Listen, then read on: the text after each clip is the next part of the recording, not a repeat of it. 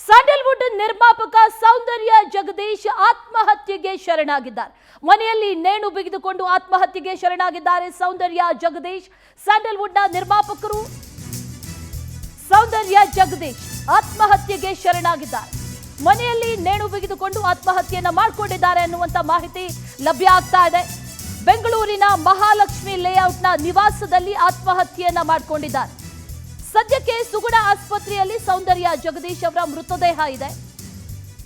ಅಪ್ಪು ಪಪ್ಪು, ರಾಮ್ಲೀಲಾ, ಸ್ನೇಹಿತರು, ಮಸ್ತ್ ಮಜಾ ಮಾಡಿ ಹೀಗೆ ಹಲವು ಸಿನಿಮಾಗಳಿಗೆ ನಿರ್ಮಾಣ ಕಾರ್ಯವನ್ನ ಮಾಡಿದ್ರು ಸೌಂದರ್ಯ ಜಗದೀಶ್.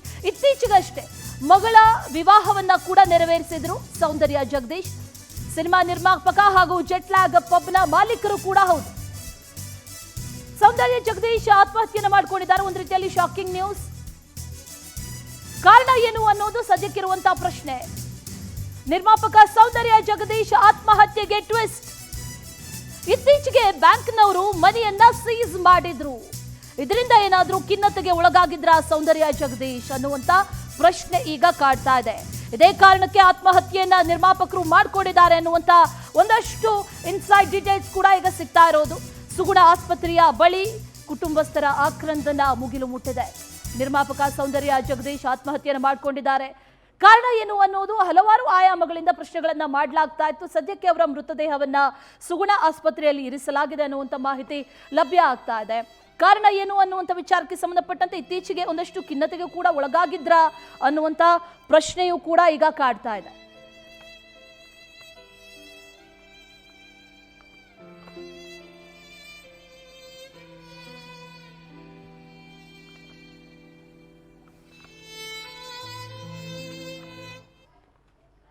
ಇನ್ನು ಈ ವಿಚಾರಕ್ಕೆ ಸಂಬಂಧಪಟ್ಟಂತೆ ಮತ್ತಷ್ಟು ಡೀಟೇಲ್ಸ್ ಅನ್ನ ನೀಡ್ತಾ ಹೋಗ್ತಾರೆ ನಮ್ಮ ಪ್ರತಿನಿಧಿ ಸಿಂಧೂರ. ಜೊತೆಗೆ ಶಶಿಧರ್ ನೇರ ಸಂಪರ್ಕದಲ್ಲಿ ಜಾಯಿನ್ ಆಗ್ತಾ ಇದ್ದಾರೆ. ಸಿಂಧೂರ, ಮೊದಲನೇದಾಗಿ ಕಾರಣಗಳು ಅನೇಕ ಇದೆ ಅನ್ನುವಂಥ ಪ್ರಶ್ನೆಗಳನ್ನ ಕೂಡ ಮಾಡಲಾಗ್ತಾ ಇದೆ. ಈಗಾಗಲೇ ಪೊಲೀಸರು ಏನಾದರೂ ಇದಕ್ಕೆ ಸಂಬಂಧಪಟ್ಟಂತೆ ಅಥಾರಿಟೇಟಿವ್ ಅಂದ್ರೆ ಒಂದು ಸ್ಟೇಟ್ಮೆಂಟ್ ಅನ್ನ ಏನಾದರೂ ಕೊಟ್ಟಿದ್ದಾರಾ? ಕಾರಣ ಏನು ಅನ್ನೋದೇನಾದ್ರೂ ಗೊತ್ತಾಗಿದೆಯಾ? ಎಸ್ ಅಶ್ವಿನಿ, ಇದೊಂದು ಶಾಕಿಂಗ್ ನ್ಯೂಸ್ ಅಂತ ಹೇಳ್ಬೋದು. ಯಾಕೆಂದರೆ ಸ್ಯಾಂಡಲ್ವುಡ್ನ ಖ್ಯಾತ ನಿರ್ಮಾಪಕ ಮಾತ್ರ ಅಲ್ಲ, ಒಬ್ಬ ಸಕ್ಸಸ್ಫುಲ್ ಬಿಸ್ನೆಸ್ ಮ್ಯಾನ್ ಅಂತಲೂ ಹೇಳ್ಬೋದು ಸೌಂದರ್ಯ ಜಗದೀಶ್ ಅವರನ್ನು. ಯಾವುದೇ ಒಬ್ಬ ವ್ಯಕ್ತಿ ಏನಾದರೂ ಆತ್ಮಹತ್ಯೆ ಮಾಡಿಕೊಂಡ್ರು ಅಥವಾ ಸಾವನ್ನಪ್ಪಿದ್ರು ಅಂತ ಅಂದಾಗ ಊಹಾಪೋಹಗಳು ಹರಿದಾಡೋದು ಸರ್ವೇ ಸಾಮಾನ್ಯ. ಹಿಂಗಾಯ್ತಂತೆ ಹಂಗಾಯ್ತಂತೆ ಅಂತ. ಆದರೆ ಅಂತೆ ಕಂತೆಗಳಿಗೆ ಬ್ರೇಕ್ ಹಾಕುವಂಥ ಕೆಲಸಗಳನ್ನು ಮಾಡಲೇಬೇಕಾಗತ್ತೆ. ಯಾಕೆಂದರೆ ನಿಜಕ್ಕೂ ಕೂಡ ಇನ್ನೂ ಸಾಕಷ್ಟು ತನಿಖೆ ನಡಿಬೇಕು. ಕುಟುಂಬಸ್ಥರು ಒಂದು ಕಡೆ ಹೃದಯಾಘಾತ ಅಂತ ಹೇಳ್ತಾ ಇದ್ದಾರೆ, ಆದರೆ ಅವರು ಆತ್ಮಹತ್ಯೆ ಮಾಡ್ಕೊಂಡಿದ್ದಾರೆ ಅನ್ನೋದು ನಿಜವಾದಂಥ ವಿಚಾರ. ಸಾಕಷ್ಟು ವಿಚಾರಗಳಿದೆ. ನಾನು ಈ ವಿಚಾರದ ಬಗ್ಗೆ ಅವರ ಆಪ್ತರಾಗಿದ್ದಂಥ ಮಾಜಿ ಕಾರ್ಪೊರೇಟರ್ ಕೂಡ ಆಗಿದ್ದಂಥ ಲಗ್ಗೆರೆ ನಾರಾಯಣ ಸ್ವಾಮಿ ಅವರಿದ್ದಾರೆ. ಅವ್ರ ಹತ್ರ ನಾನು ಮಾತನಾಡ್ತಾ ಹೋಗ್ತೀನಿ. ಸರ್, ಏನಾಗಿತ್ತು? ನಿಮ್ಮ ಹತ್ರ ಏನಾದರೂ ಹೇಳ್ಕೊಂಡಿದ್ರಾ ಅಥವಾ ಏನು ವಿಚಾರ ಇದು, ಹೆಂಗೆ ಏನು ಅಂತ? ಇಲ್ಲ, ನನಗೇನದು ಗೊತ್ತಿಲ್ಲ. ಟಿ ವಿ ನೋಡಿ ಈಗಾಗಿದೆ ಅಂದ ತಕ್ಷಣ ನಾವು ಇಲ್ಲಿ ಓಡಿ ಬಂದ್ವಿ. ನನಗೆ ಸುಮಾರು 25 ವರ್ಷದ ಹತ್ತಿರದ ಬಾಂಧವ್ಯ. 97-98ರಲ್ಲಿ ನಾವು ಅವರ ಒಡನಾಟನ ಇಟ್ಕೊಂಡಿದ್ದಂಥದ್ದು. ಅವ್ರು ಯಾವಾಗಲೂ ಬೇರೆಯವ್ರಿಗೆ ಧೈರ್ಯ ತುಂಬಂಥವ್ರು, ಬೇರೆಯವ್ರ ಕಷ್ಟ ಸುಖಗಳಲ್ಲಿ ಭಾಗಿಯಾದಂಥವ್ರು. ವೈಯಕ್ತಿಕ ನನ್ನ ಜೀವನದಲ್ಲೂ ಅಷ್ಟೇ. ಅವರು ಆತ್ಮಹತ್ಯೆ ಮಾಡ್ಕೊಂಡಿದ್ದಾರೆ ಅಂದರೆ ನಮಗೂ ಸಹ ನಂಬಲಿಕ್ಕೆ ಕಷ್ಟ ಆಗ್ತದೆ. ಕಡೆಯದಾಗಿ ಯಾವಾಗ ಮಾತಾಡಿದ್ರಿ ನೀವು ಅವ್ರ ಜೊತೆಗೆ? ದೂರವಾಣಿ ಸಂಪರ್ಕಿಸಿದ್ದು ಯಾವಾಗ? ಅವರ ಮಗಳು ಅಂದರೆ ತುಂಬ ಪ್ರೀತಿ ಅವ್ರಿಗೆ. ಅವ್ರ ಮಗಳು ಮದುವೆ ಆದಮೇಲೆ ಊಟಕ್ಕೆ ಕರೀಲಿಕ್ಕೆ ನನಗೆ ಫೋನ್ ಮಾಡಿದರು. ಅವತ್ತೊಂದಿಷ್ಟು ಮಾತಾಡಿದ್ವಿ. ಒಂದಿಷ್ಟು ರಾಜಕೀಯದ ವಿಚಾರ, ಕುಟುಂಬದ ವಿಚಾರ ಎಲ್ಲವನ್ನ ಹಂಚ್ಕೊಂಡ್ರು ಅವತ್ತು. ಏಕೆಂದರೆ ನಾನು 2010ರಲ್ಲಿ ಚುನಾವಣೆಯಲ್ಲಿ ಭಾಳ ಹತ್ತಿರದಿಂದ ಸೋತಾಗ ಫಸ್ಟು ನನ್ನನ್ನು ಫೋನ್ ಮಾಡಿ ಕರೆದು, ನೆಂಟ್ಸ್ ಮೇಲೆ ಮುಂದೆ ಗೆಲ್ಬೋದು ಬಿಡ್ರಿ, ಇದಕ್ಕೆಲ್ಲ ನೊಂದ್ಕೊಬೇಡಿ ಅಂತೇಳಿ ಧೈರ್ಯ ಹೇಳಿ ಕಳಿಸಿದಂಥವ್ರು. ಮತ್ತು 2015ಕ್ಕೆ ನಾನು ಶ್ರೀಮತಿಯವರು ನಿಂತಾಗ ಬಂದು ಫೋನ್ ಮಾಡಿ ಕರೆಸ್ಕೊಂಡು ನನಗೆ ಸ್ವಲ್ಪ ಆರ್ಥಿಕವಾಗಿ ಸಹಾಯ ಮಾಡಿ ಹೋದಂಥವ್ರು. ಸರ್, ಯಾವತ್ತಾದರೂ ಅವರು ತಮ್ಮ ವ್ಯವಹಾರಗಳ ಬಗ್ಗೆ ಏನಾದರೂ ಹೇಳ್ಕೊಂಡಿದ್ರಾ ಅಥವಾ ವ್ಯವಹಾರದಲ್ಲಿ ಏನಾದರೂ ಹೆಚ್ಚು ಕಡಿಮೆ ಆಗಿತ್ತಾ, ಹೇಗೆ? ಯಾಕೆಂದರೆ ಅವರು ಜೆಟ್ಲ್ಯಾಗ್ ಪಬ್ ಕೂಡ ಬಹಳ ಚೆನ್ನಾಗಿ ನಡೀತಿತ್ತು ಅಂತ ಮೇಲ್ನೋಟಕ್ಕೆ ಕಾಣಿಸ್ತಾ ಇತ್ತು. ಇತ್ತೀಚೆಗಷ್ಟೇ ಮಗಳ ವಿವಾಹವನ್ನು ಬಹಳ ಪ್ರೀತಿಯಿಂದ ಅದ್ದೂರಿಯಾಗಿ ಮಾಡಿದ್ರು ಕೂಡ ಹೌದು. ಸೊ ಏನಾದರೂ ಹೇಳ್ಕೊಂಡಿದ್ರಾ? ವ್ಯವಹಾರಿಕವಾಗಿ ಏನಾದರೂ ಸಮಸ್ಯೆಗಳಿತ್ತಾ, ಹೇಗೆ? ಅವರು ವ್ಯವಹಾರಿಕವಾಗಿ ನಮ್ಗೆ ಸ್ವಲ್ಪ ರಿಯಲ್ ಎಸ್ಟೇಟ್ ವಿಚಾರವಾಗಿ ಟಚ್ಚು. ಒಂದಿಷ್ಟು ಜಾಗಗಳನ್ನು ಹೋಗಿ ನೋಡಿದ್ವಿ ನಾವು. ಅವರು ಥಿಯೇಟ್ರ್ ಕಟ್ಟಬೇಕು, ಒಂದು ಮಾಲು, ಇವೆಲ್ಲ ಸಿನಿಮಾದು ಅಂತೇಳಿ ನಮ್ಮ ಭಾಗದಲ್ಲೂ ನೋಡಿದ್ರು. ಅಲ್ಲಿ ತಿಗಳರಪಳ್ಳಿದ ಹತ್ರ 1-2 ಎಕರೆ ಜಾಗ ನೋಡಿದ್ವಿ. ಅದು ಬಿಟ್ಟರೆ ಅವರು ಸ್ವಂತವಾಗಿ ಬೆಳೆದಂಥದ್ದು.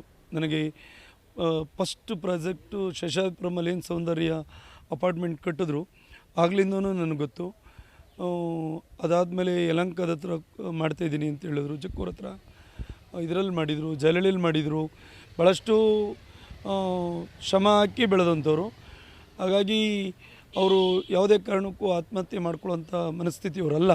ಏನಾದರೂ ಬಿಸ್ನೆಸ್ಸಲ್ಲಿ ಏನಾದರೂ ಲಾಸ್ ಆಗಿತ್ತಾ, ಅಥವಾ ಬ್ಯಾಂಕ್ನವರು ಯಾವ್ದಾದ್ರು ಪ್ರಾಪರ್ಟಿ ಸೀಸ್ ಮಾಡಿದ್ರು, ಆ ವಿಚಾರಕ್ಕೆ ಒಂದಷ್ಟು ಖಿನ್ನತೆಗೊಳಗಾಗಿದ್ರು ಅಂತ ಕೂಡ ಹೇಳಲಾಗ್ತಾ ಇದೆ. ಈಗ ಒಬ್ಬ ವ್ಯಕ್ತಿ ಬೆಳಿಬೇಕು ಅಂತಂದರೆ ಸಾಲ ಮಾಡಬೇಕಾಗ್ತದೆ, ಅದೇನು ದೊಡ್ಡ ವಿಷಯ ಅಲ್ಲ. ಆ ಸಾಲ ತೀರ್ಸೋಕ್ಕಾಗ್ದಿರೋಂಥ ಏನಿಲ್ಲ, ಅವರು ದುಡಿಮೆ ಸಾಕಾಗೋಷ್ಟು ಮಾಡಿದರು, ಆಸ್ತಿಗಳು ಮಾಡಿದ್ದಾರೆ. ನನಗೆ ಅದ್ರ ಬಗ್ಗೆ ಗೊತ್ತಿಲ್ಲ. ಬಟ್ಟು ಹೃದಯಾಘಾತನೂ ಆಗಿರ್ಬೋದು, ಇಲ್ಲ ಬೇರೆ ತೊಂದರೆ ಆಗಿರ್ಬೋದು. ಏಕೆಂದರೆ ಸಮಾಜದಲ್ಲಿ ಒಂದು ಒಳ್ಳೆಯ ಹೆಸರು ಗಳಿಸ್ಕೊಂಡಂಥ ವ್ಯಕ್ತಿಗಳು ಅಚಾನಕ್ಕಾಗಿ ಸಾವಾದಾಗ ತಾವು ಹೇಳ್ದಂಗೆ ಬೇರೆ ಬೇರೆ ಸುದ್ದಿ ಹರಿದಾಡೋದು ತನಿಖೆಯಿಂದ ಮತ್ತು ಕುಟುಂಬದವರಿಂದ ಸತ್ಯ ಗೊತ್ತಾಗ್ತದೆ. ಆದರೆ ಅವ್ರ ಸಾವಂತೂ ನಮ್ಮಂಥ ತುಂಬ ಪ್ರೀತಿಸೋರಿಗೆ, ಅವರು ಯಾರ ಮೇಲೆ ಪ್ರೀತಿ ಇಟ್ಟಿದ್ರು, ನಾವೆಲ್ಲ ಈಗ ಏನೇ ಆಗಲಿ ನಮ್ಮ ಜೊತೆಲಿ ಒಬ್ಬರು ದೊಡ್ಡವರು ಇದ್ದಾರೆ ಅನ್ನೋ ಒಂದು ಧೈರ್ಯ ನಮಗೆ ಇತ್ತು. ಅವ್ರನ್ನ ಕಳ್ಕೊಂಡು ನಮಗೆ ಮಾನಸಿಕವಾಗಿ ನಮಗೆಲ್ಲ ಧೈರ್ಯವನ್ನು ಕಳ್ಕೊಂಡಂಗಾಗಿದೆ. ಅಶ್ವಿನಿ, ನೀವು ದೃಶ್ಯಗಳಲ್ಲಿ ಗಮನಿಸ್ತಾ ಇರ್ಬೋದು, ಈಗ ಆಲ್ರೆಡಿ ಸಾಕಷ್ಟು ಜನ ಅವರ ಆಪ್ತರು, ಸೌಂದರ್ಯ ಜಗದೀಶ್ ಅವರ ಆಪ್ತರು ಕೂಡ ಮನೆ ಹತ್ರ ಬರ್ತಾ ಇದ್ದಾರೆ. ಜೊತೆಗೆ ನೀವೇನೀಗ ನೋಡ್ತಾ ಇದ್ದೀರಿ ಅದೇ ಅವರ ಮನೆ, ಸೌಂದರ್ಯ ಜಗದೀಶ್ ಅವರ ನಿವಾಸ ಇದು. ಇದೇ ನಿವಾಸದಲ್ಲಿ ಅವರು ಆತ್ಮಹತ್ಯೆ ಮಾಡ್ಕೊಂಡಿದ್ದಾರೆ ಅಂತ ಸುದ್ದಿ ಇರೋದು. ಸೊ ಇದೇ ಇಲ್ಲಿಂದಾನೇ ಬೆಳಗ್ಗೆ 11:30 ಅವರ ಮೃತದೇಹವನ್ನು ಕೂಡ ಹಾಸ್ಪಿಟಲ್ಗೆ ತೆಗೆದುಕೊಂಡು ಹೋಗಿರುವಂಥದ್ದು. ಸೊ ಸದ್ಯ ಕುಟುಂಬಸ್ಥರು ಮತ್ತು ಅವರ ಆಪ್ತರು ಎಲ್ಲರೂ ಕೂಡ ಮನೆ ಒಳಗಡೆ ಹೋಗ್ತಾ ಇದ್ದಾರೆ. ಒಂದು ರೀತಿ ನೀರವ ಮೌನ ಆವರಿಸಿದೆ ಅಶ್ವಿನಿ. ಸೊ ಸದ್ಯಕ್ಕೆ ಇನ್ನೂ ಕೂಡ ಪೊಲೀಸರು ತನಿಖೆಯನ್ನು ನಡೆಸ್ತಾ ಇದ್ದಾರೆ. ಪೊಲೀಸರು ಕೂಡ ಒಳಗಡೆ ಕುಟುಂಬಸ್ಥರ ಜೊತೆ ಮಾತುಕತೆಯನ್ನು ಮಾಡ್ತಾ ಇದ್ದಾರೆ. ಸೊ ಇನ್ನೂ ಸಾಕಷ್ಟು ವಿಚಾರ ಹೊರಗಡೆ ಬರಬೇಕಾಗಿದೆ Ashwini. Okay Sindhura, thank you ನಿಮ್ಮೆಲ್ಲ ಇನ್ಪುಟ್ಸ್ಗೆ. ಇನ್ನು ಆಸ್ಪತ್ರೆಯಿಂದ, ಸುಗುಣ ಆಸ್ಪತ್ರೆಯಲ್ಲಿ ಅವರ ಮೃತದೇಹವನ್ನ ಇರಿಸಲಾಗಿದೆ. ಆಸ್ಪತ್ರೆಯಿಂದ ನೇರ ಸಂಪರ್ಕದಲ್ಲಿದ್ದಾರೆ ಶಶಿಧರ್, ಮತ್ತಷ್ಟು ಡೀಟೇಲ್ಸ್ ಅನ್ನ ನೀಡ್ತಾ ಹೋಗ್ತಾರೆ. ಶಶಿ, ಗಮನಿಸ್ತಾ ಇದ್ದೀವಿ ಒಂದಷ್ಟು ಕಾಂಟ್ರಾಡಿಕ್ಷನ್ ಸ್ಟೇಟ್ಮೆಂಟ್ಸ್ ಬರ್ತಾ ಇದೆ ಇಲ್ಲಿ. ಆತ್ಮಹತ್ಯೆ ಅಂತ ಹೇಳಲಾಗ್ತಾ ಇದೆ, ಆದ್ರೆ ಅದರ ಜೊತೆಗೆ ಅವರ ಕುಟುಂಬಸ್ಥರು ನೀಡ್ತಾ ಇರುವಂತಹ ಹೇಳಿಕೆ ಅಂತಂದ್ರೆ ಅದು ಕಾರ್ಡಿಯಾಕ್ ಅರೆಸ್ಟ್ ಅಂತ ಹೇಳ್ತಾ ಇದ್ದಾರೆ. ಇಲ್ಲಿ ಬೇರೆ ಬೇರೆ ಸ್ಟೇಟ್ಮೆಂಟ್ಗಳು ಒಂದು ಕಡೆ, ಮತ್ತೊಂದು ಕಡೆ ಅನುಮಾನಕ್ಕೂ ಕೂಡ ಕಾರಣ ಆಗ್ತಾ ಇದೆ. ಸದ್ಯಕ್ಕೆ ಆಸ್ಪತ್ರೆಯಲ್ಲಿ ವೈದ್ಯರು ಏನಾದರೂ ಸ್ಟೇಟ್ಮೆಂಟ್ ಅನ್ನ ಕೊಟ್ಟಿದ್ದಾರಾ? ಏನಾದರೂ ಡೀಟೇಲ್ಸ್ ಸಿಗ್ತಾ ಇದೆಯಾ?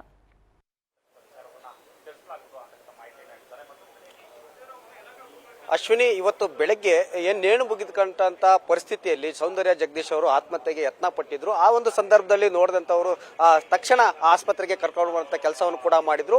ಈ ಒಂದು ಮನೆ ಇರೋದು ಕೂಡ ಮಹಾಲಕ್ಷ್ಮಿ ಲೇಔಟ್ ವಿಧಾನಸಭಾ ಕ್ಷೇತ್ರದ ವ್ಯಾಪ್ತಿಯಲ್ಲಿ, ಮತ್ತೆ ಮಹಾಲಕ್ಷ್ಮಿ ಲೇಔಟ್ ಪೊಲೀಸ್ ಠಾಣೆ ವ್ಯಾಪ್ತಿ ಕೂಡ ಬರುತ್ತೆ. ಆಗ ಯಾವಾಗ ಆತ್ಮಹತ್ಯೆ ಯತ್ನ ಪ್ರಯತ್ನ ಪಡಿಸಿದ್ರು, ಆ ಒಂದು ಸಂದರ್ಭದಲ್ಲಿ ಏನು ಸೌಂದರ್ಯ ಜಗದೀಶ್ ಅವ್ರನ್ನ ಆಸ್ಪತ್ರೆಗೆ ಆಂಬುಲೆನ್ಸ್ ಮುಖಾಂತರ ನೇರವಾಗಿ ಇಲ್ಲಿ ರಾಜೇಂದ್ರ ನಗರದ ರಾಜ್ಕುಮಾರ್ ರಸ್ತೆಯಲ್ಲಿರುವಂತ ಏನು ಸುಗುಣ ಆಸ್ಪತ್ರೆಗೆ ಕರ್ಕೊಂಡ್ಬಂದಿದ್ರು ಕೂಡ ಅವ್ರ ಸ್ಥಳ ಮಾರ್ಗ ಮಧ್ಯದಲ್ಲಿ ಅವರು ಮೃತಪಟ್ಟಿದ್ದಾರೆ ಅಂತ ಹೇಳ್ಬಿಟ್ಟು ಅವ್ರ ಸ್ನೇಹಿತರು ಕೂಡ ಹೇಳ್ತಿದ್ದಾರೆ. ಆದ್ರೆ ಆತ್ಮಹತ್ಯೆ ಮಾಡ್ಕೊಂಡಿದ್ದು ನಿಜ, ಈಗ ಸತ್ತಿರೋದು ನಿಜ.